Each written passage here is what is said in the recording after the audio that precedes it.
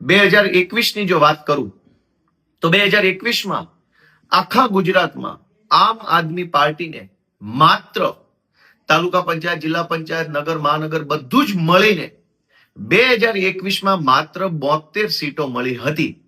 જ્યારે આ વખતે એક આખી જિલ્લા પંચાયતમાં બહુમતી, જુનાગઢ જિલ્લા પંચાયતમાં મુખ્ય વિરોધ પક્ષ, ભેસાણની તાલુકા પંચાયત પૂર્ણ બહુમતી સાથે બની, વિસાવદરની તાલુકા પંચાયત પૂર્ણ બહુમતી સાથે, અને જુનાગઢ તાલુકાની અંદર ટાઈ પડી છે. ભાજપ અને આમ આદમી પાર્ટી વચ્ચે સરખી સીટો આવતા ટાઈ પડી છે. વિસાવદર વિધાનસભામાં 8 જિલ્લા પંચાયતની સીટો આવેલી છે, તેમાંથી 6 જિલ્લા પંચાયતની સીટ આમ આદમી પાર્ટીને મત આપી જીતાડવા બદલ હું વિસાવદર, ભેસાણ અને જુનાગઢ તાલુકાના તમામ ખેડૂતોનો હૃદયપૂર્વક આભાર વ્યક્ત કરું છું. આ પરિણામ ખૂબ ઉત્સાહ વધારનારું છે.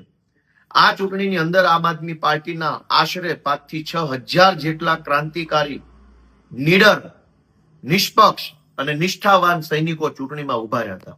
એક બાજુ આ ચૂંટણીમાં સત્તાની તમામ તાકાત, પૈસા, પોલીસ, ગુંડા, દાબ દબાણ, ધાક ધમકી બધી જ તાકાતો હોવા છતાંય આ 5 થી 6 હજાર ઉમેદવારોએ દેશ માટેની પોતાની ભાવનાને ધ્યાને રાખી, સમાજ માટે કંઈક કરવાની પ્રબળ શક્તિને ધ્યાને રાખી ચૂંટણીમાં ડગ્યા નહીં, ડર્યા નહીં અને ફગ્યા નહીં.